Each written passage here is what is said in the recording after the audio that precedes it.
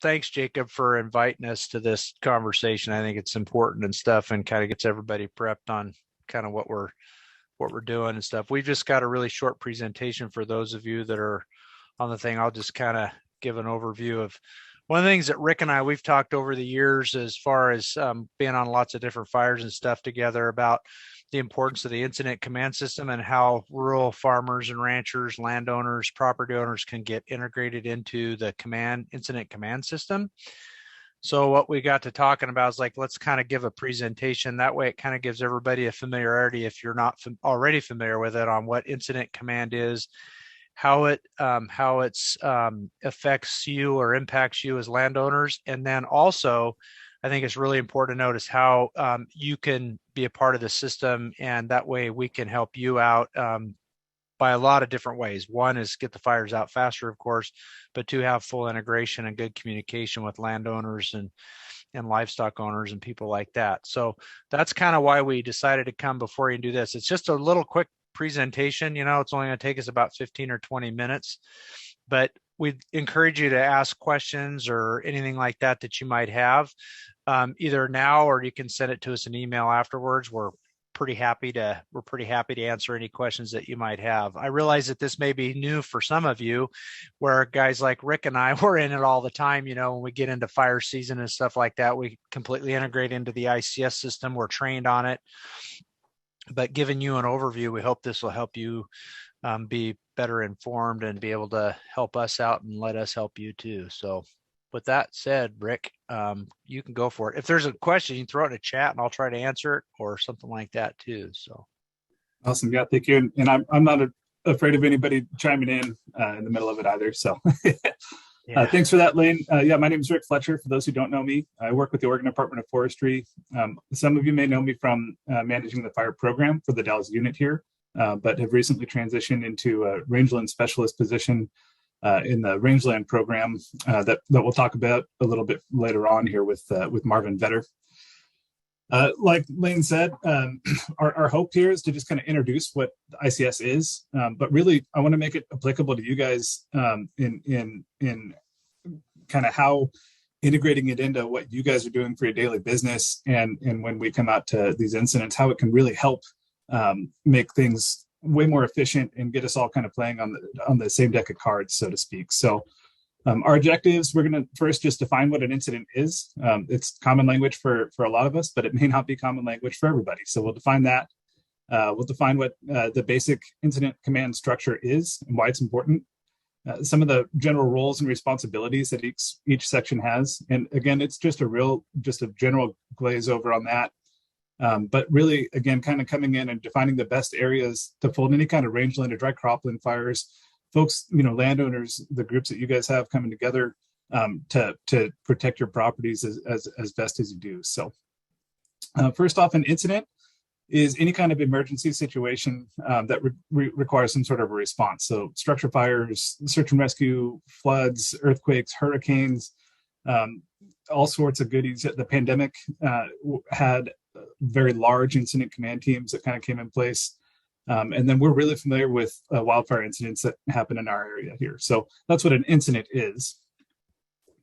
Incident command system is a management tool for any kind of responding entities. So the agencies, landowners, all coming in together, that it helps establish specific roles and responsibilities within those roles. It establishes kind of a chain of command and gets us all working under one common plan. Conflicting plans can create some really detrimental safety issues and kind of wasted efforts. And so trying to get together and work under one common system really just provides a lot of safety, accountability, but it also provides efficiencies and allows us to do things better coming in together. So the incident command system is scalable. So we put incident command system into play on everything from small campfires to large team fires or hurricane deployments, that kind of thing. So know that it's completely scalable. It can ramp up really quickly or ramp down really quickly, depending on what the need of the incident is. Basic incident command structure is kind of laid out here. There's a lot going on in this, but we're gonna hone in on the basic functions here with the section chiefs. Overall, the incident commander has overarching responsibility for any decisions that are made on that incident. They're given legal responsibility, whether it's through jurisdiction or through a delegation of authority that allows them to make decisions for folks or for entities on that incident. They can include more than one representative. We frequently have what we call unified command in this area. So that would look like responses where we have, say, Department of Forestry, the Sheriff's Office, Scenic Area, and Mid-Columbia Fire and Rescue. We may all have shared jurisdiction or interest or responsibilities in managing an incident, in which case we would come under what's called unified command. But that doesn't mean that you would have 4 or 5 different types of decisions coming out of that group. It's one group working together to give one overarching plan, one overarching direction, and guidance. But we all have our different specialties that we can kind of focus in on, and it's important for us to work together. It includes input from the safety officer, the information officer, and the liaison officer. Those folks don't answer to section chiefs. And again, we'll get back in the structure here in just a second. Are there any questions so far? Awesome. I'll keep on going. So next we kind of get into the section chiefs. The operations section is kind of where the rubber meets the road. This is what you guys are most familiar with and what you guys have worked within already. But they kind of develop and implement the strategy and the tactics to get the things done. They're the ones actually like planning for and implementing the suppression side of things. Again, it can scale depending on what the need is. If you have a ton of people, it's good to scale that and try to build in some kind of checkpoints to make sure that we have proper kind of span of control, so we can maintain accountability of folks and we're not stretching people too thin and making some unsafe decisions that way. It could be just geographically. We might have very few people over a large span of country that we have communication problems with or just travel distance issues. And so we may break it up geographically as well. This is often the most robust and the most rapid group on the incident. So again, this is where we're all coming in together. We're coming up with the plan and we're actively fighting fire. And sometimes that plan is being developed while we're in the initial stages of taking action on an incident. Next, we got the planning section, the logistics section, and the finance section. So these are really, really big when it comes to larger incidents. And so it's good to touch on those to understand them a bit. Just know that if we're on smaller incidents and we don't have all of these section chiefs in place, whoever is the incident commander is actually responsible for any of the duties that are underneath all of those. So on small incidents, the incident commander actually has responsibility to oversee all of these. On larger incidents, you'll see where we have these section chiefs and they help oversee the programs and make sure we can get what we need to do, what we need to do. In logistics, they ensure that we get all of the support that we need. So they make sure that we have good, clean places to sleep, that we're getting food, that we're getting fuel, that we can get bathed and equipped. You know, hungry soldiers are pretty unhappy soldiers. So making sure we can keep folks fed is really important. As you all know, the planning department, they help make sure that we get the people and the equipment. So they help order the resources that are going to be put to work. And you can see it's really important for planning and logistics to work really closely together to make sure we have enough food for the people that planning is kind of helping order under the guise of or in conjunction with operations to make sure that we're getting everything there that we need to take care of the incident. They also kind of keep us under that same operating plan and make sure we have the same communication plan and develop what's called an incident action plan. And they keep the IC kind of on track with all the planning, the meetings and stuff that happens. So there's operations meetings, there's planning meetings, there's public meetings and that kind of thing. And that planning section chief does a lot of work to make sure that that's all on track. Finance is definitely a huge section within any kind of community, right? Money is involved in all of this, and people like to get paid. I will say they're probably some of the least thanked folks, them and logistics. Their job is very difficult, and it doesn't stop when the incident stops. Robin, go ahead.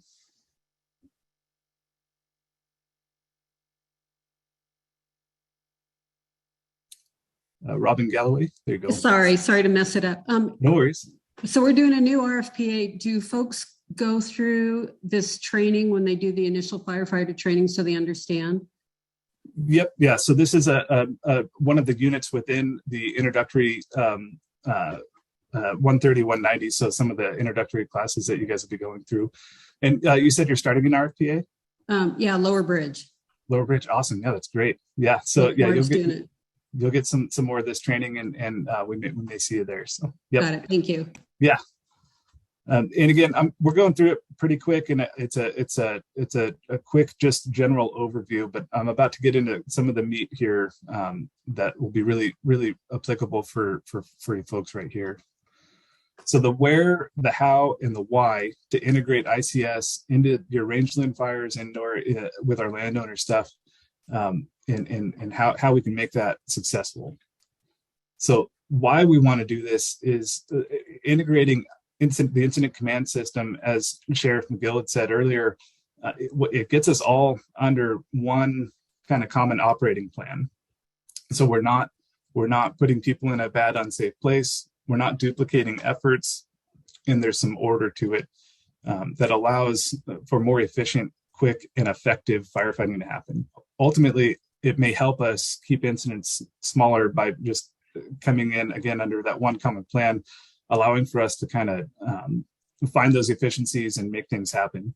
But what really helps us is when you guys come in and have a representative or to come into our incident command post. Sometimes that is in a building. So sometimes that's at Station 2 from the Columbia Fire and Rescue when fires are happening in the wheat country, kind of off of Highway 197. Oftentimes, this is going to be a kind of a conglomerate of several different vehicles, and the incident command post is actually the tailgate of one of those trucks. We really try to seek and find folks that know the land really well, that have communication with all of the employees that are working it or the neighbors, and have an understanding of what they're already taking action on, so that we can fold you into the system and make sure that we can help support your guys' current efforts by bringing in the rest of our stuff to work within that same plan.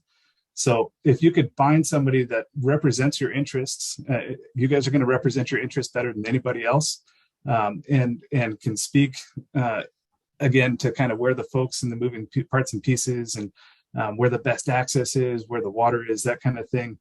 Having somebody like that in our incident command post, part of our unified command, is really, really important, and it helps us help you guys. So again, it in the heat of the moment, that's hard to do. You guys are all doers, and sometimes it feels weird to stand back. Trust me, I know. But to stand back and help make some of those decisions, you feel pretty idle-handed at the time, but you're making really important decisions that are implementing things quickly, and we're maintaining kind of good span of control and safety for everyone. So pre-identifying a couple key players within your guys' community that would be able to represent those needs, and kind of recognizing that when that incident does come up, those are going to be the people that we're going to be looking for getting into the ICP. The incident command post would be great. Lane, do you have anything on that? Sorry, I was still muted. No, I'm just making some notes, and I'll follow up when we get down there towards the bottom for the end of it. Awesome. So the next one is a little bit more related to when larger incidents happen. You're going to have liaison officers that are part of that. So for those who were around when Rentham Market Road and Sunset Valley fires had taken off, and the Office of State Fire Marshal was here with their incident management teams, they had a liaison officer, and I believe Mike Ernest was there quite a bit. He was at a lot of the planning meetings and representing you guys in there.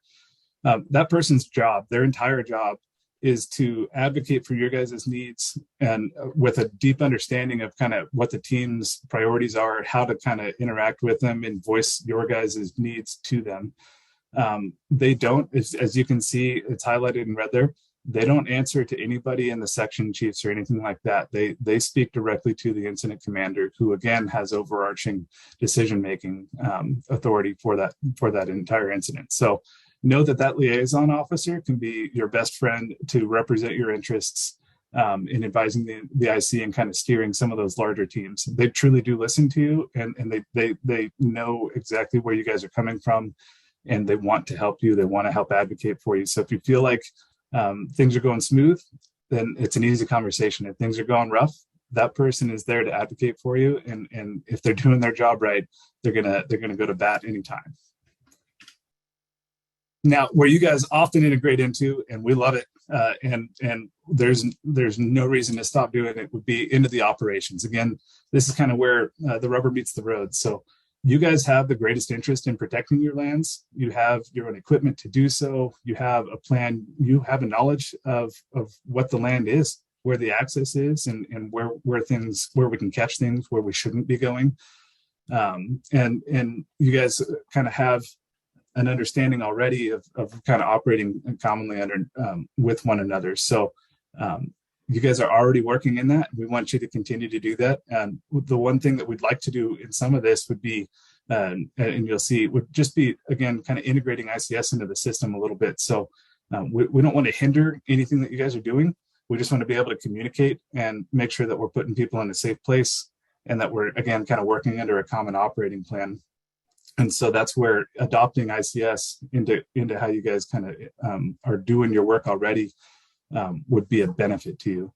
And for those who don't know, in the state of Oregon, landowners do have an obligation legally to suppress fires to the best of their abilities. So you guys are already there. And again, I know you have the vested interest in that greater than anybody else. So in operations, this is just an example of how we can kind of scale the scope and scale of an organization.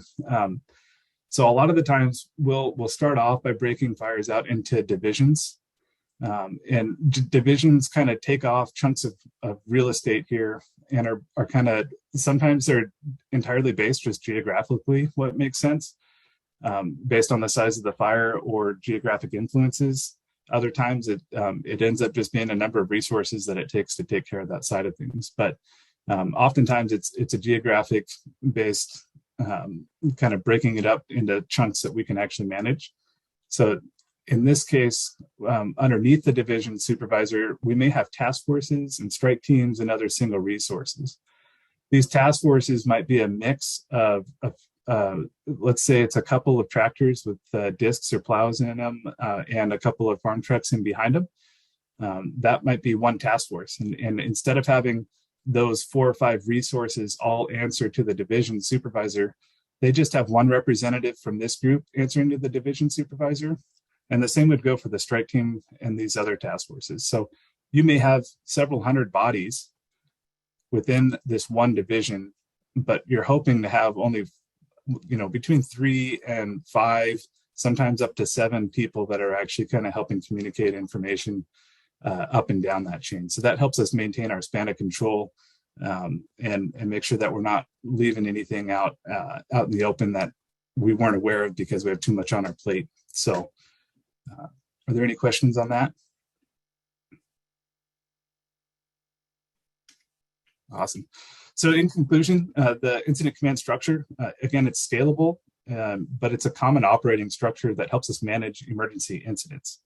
It helps define roles and responsibilities and kind of support for incidents. So we can come into something that's emerging and dynamic and already have kind of a set structure to work under and work together to develop a common plan that provides for safety for everybody, but ultimately takes care of that incident in the most efficient and safest manner possible. It's currently kind of, I guess it's used in the military. It's used internationally to manage incidents all across the world. And so it's kind of known for being the best known system anyways, for kind of integrating these and advocating for your needs. So that's all I have on that.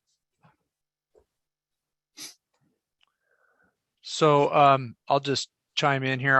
I wanted to kind of give just a couple of real kind of quick examples of the importance. And Rick just said one big key word as far as communication. He used that word here a little bit ago. But so let me kind of get a little bit more into the weeds on like he had mentioned, your primary focus is going to be in the operations world. You're going to be out there fighting the fire and boots on the ground type of a thing.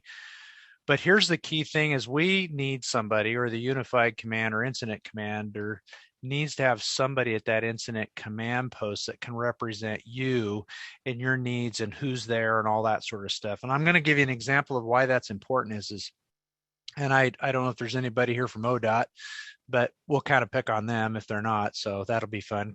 And just for those of you that are firefighters, sorry, Rick, I won't pick on you quite as hard this time. You know how I am on these fires. I love getting the fire guys a hard time because I was a firefighter one time, but anyways, and we can talk about Xboxes and all that good stuff. But anyways, I digress. But one of the examples I'd like to give is last year we had our Google fire that burned in the gorge, and that burned across the highway, and we had some power lines that were down and stuff like that. And one of the things that we did not have at our unified command post was a member from ODOT. And by not having that individual there, we didn't have good, adequate communications back and forth in that incident. We were trying to talk on the radios and stuff, and there's power lines across the road and everything like that. And so when we were able to finally get an ODOT person that was there, and they were really busy doing other stuff, it wasn't that they refused to come to our incident command post. It was just something that they weren't able to get somebody there quick enough. But when they got somebody there, we were actually able to open that line of communications up between them and connect them to the incident commander and have that conversation about getting the freeway open, having the freeway closed because trees had to be fell, and we didn't want those falling on the highway. And if they did, we didn't want anybody driving by. So I think that the point I'm trying to make here is when somebody's in unified command, it really opens that command or communication channel up. So everybody's all on the same page. That way we know what your needs are. In that particular case, it was ODOT. But also on the other side of the coin is that it also gives that incident commander or commanders under unified command to be able to collaborate and put a good plan together to go and get the fire out, but yet get the freeway opened up as soon as they possibly could, because we know that's interstate commerce or intrastate commerce in some cases. So we want to make sure that we can keep that going. And there's safety factors that go along with that as well. We don't want highways or roads shut down more than we have to, because there's safety issues that come along with that on blind corners and all that. I could get into all those details. So I think that's important for everybody to understand. When it comes to our rangeland fires and stuff, and I will talk about Columbia Rural, of course. We've had a number of fires in your district for a long time over the years since I've been here. Here's the thing that's really, really important. We know you're coming. When I roll on a fire in the middle of summertime and it's a wheat field fire or it's a grass fire, and the fire happens on the west side and you guys are all on the east side cutting grain or something like that, and the tones go out, we know you're coming. And that brings me back to full circle. What Rick was talking about is making sure that you have a representative that can get to that incident command post and start getting those lines of communication up, because more likely than not, you're going to know who's coming. We already have a pretty good idea, but having those conversations at that command post is going to be really, really important. So it's like, okay, I'm probably going to have about 25 or 30 people coming. Where do you want them? Get them all lined out, stuff like that. And as they start showing up, we can start deploying them out of the incident command post, or your representative can too. So that's important. And then the last thing I'll touch on is the liaison officer that Rick talked about. This is a key. This individual is a key component to your needs as landowners. I can't stress that enough. And I know I see Dave Wagenblast is on today, and I think Dave can attest that having that liaison officer, I think it was him and Mike that were with the Rentham market side as well as the Valley View fire. You were actually integrated into that, had contact with, I believe it was Damon from Portland Fire Bureau was here. He was our liaison for that incident. And that person directly advocates for you directly to the incident commander. And I immediately, when we get into a fire, I'm immediately into the operations section. And I'm also connecting with my liaison officer, whoever's assigned to that incident. because I can give that person that information that I need for me here to that incident commander that's going to be very, very important in their planning processes. And I can't stress that having that connection with that individual if we have a liaison officer. Now, granted, most liaison officers are not at the local level because the incident is small, but as incidents grow in size and go over into the unified side of it, that becomes multi-jurisdictional, like Rick was talking about, when you have different jurisdictions involved, then you start getting more and more resources there, and you eventually get to that liaison officer. So I can't stress enough that make sure that you know who that is. If you don't, find out who it is and then get tied in with them. That way they really can understand what your needs are and they can be your voice for you. I can tell you that they hold a very powerful position in the incident command system. When liaison officers speak, liaison officers, PIOs, and safety officers, those three that Rick mentioned in right below the incident commander, when they speak, people listen, and the incident commander listens. I can personally attest to this when I intervene and say, these are some of the resources that I need, or these are whatever it might be. I can tell that liaison officer, I need this to happen, and they will intervene and they will do their best to make it happen. I've always had success there. Occasionally, things don't get done the way you might think they ought to get done, but they do get done. So I can't encourage you enough to make sure that you know who that liaison officer is. If you don't, find somebody that does, and just attach yourself to their hips, because they're the ones that are going to really be able to advocate for you during an incident. They're also going to be able to help you keep the information flowing to you on what's happening at the incident command post, so information flows back and forth as well, or from the incident commander, I'm sorry. So that I just wanted to kind of give those examples and stress the importance of those two things, the liaison officer and the operations side of it. So, and being able to have that good communication and that connectivity to everybody. So that's all I had. I don't know if I see there's some stuff here in the chat box. Yeah, I don't see any other questions in there. Just heads up that Rick lost internet connection. People have a specific question for him right now. Oh, got it. Yeah, you're right. So thank you, Sheriff Magill. I mean, that was an excellent presentation. I know both him and Rick went through that pretty quickly. I mean, so if people have other thoughts or comments, I mean, feel free to unmute yourself if you want to chime in with anything right now.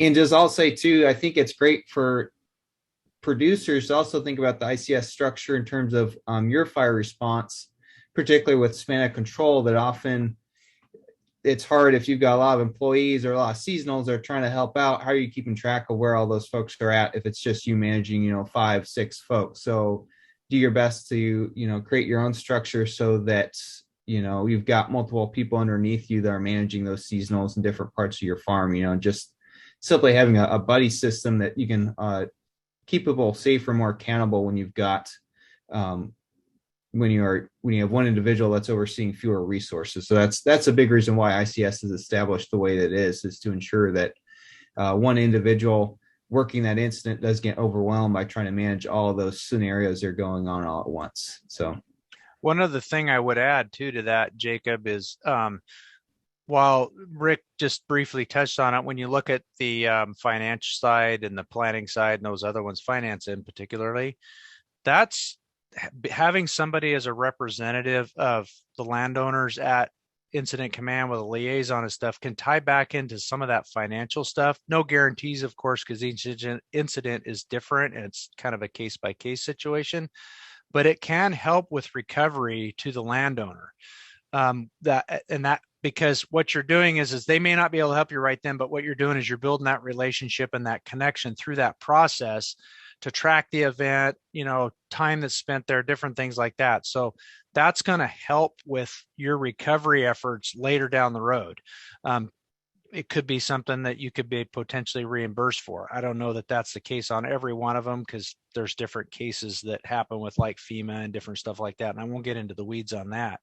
But one of the things to consider is having yourself at that command post and connecting to the liaison officer and all that stuff, that will tie you into those other components of incident command. That's the bigger picture of it.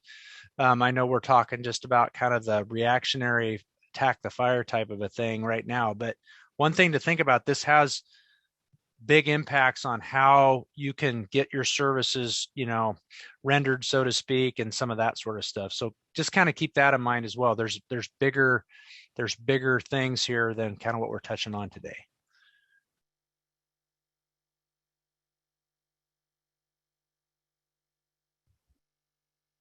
All right, just pausing in, folks, if anyone has any questions here. And again, Sheriff Magill, if there's anything else you want to share about response in terms of when you show up, when producers have fires on their property, considerations they should have when interacting with law enforcement. I'm not sure if there's anything else you'd like to add or anything like that. I think from our standpoint, our number one priority is life safety in these types of situations. We all know that fires in this country are rapid and evolving, is what we call it. I mean, they're usually running pretty hard. And our main focus from a public safety standpoint is, well, we have two main focuses. One, evacuations, of course, and we can talk about that if people want to do that. Of course, so that's your life safety side of it. But also in the life safety side of it is making sure that everybody's being safe and is accounted for. One of the things that I do when we roll, we know where everybody's at. We're in constant communication. Now, the advantage that we have is we have radios, of course, but we do have an accountability protocol of where everybody's at, where they're stationed, and what they're doing. And we follow that internally, of course. That's not something that everybody knows about. It was just something that we do. But I think that's one of the key things to understand, that when we come to a fire, we're looking at the life safety side of it, and we start making some plans, long range plans, and sometimes real quick plans on who's going to get evacuated and try to get them out as soon as we can. And then our number two priority is to keep everybody else out of it and let the landowners and the firefighters and stuff do their job and get this thing knocked down and get it out. That's really what our job is to create that security for the scene and stuff like that. I know that we've had several fires over the years. The substation fire, unfortunately, comes to mind, where we've had people that were just out wandering around and up to no good and stuff like that. And of course, it's a resource issue for us too, but I think it's important that everybody understands that that's going to be one of our main jobs, is trying to keep everybody out that we can when it's possible. But yeah, safety is your number one thing, flank it or get in behind it and stay out of front of it. And because we can always replace crops, and we can replace fences and vehicles and things like that, but we can't replace people. So we always stress that to people.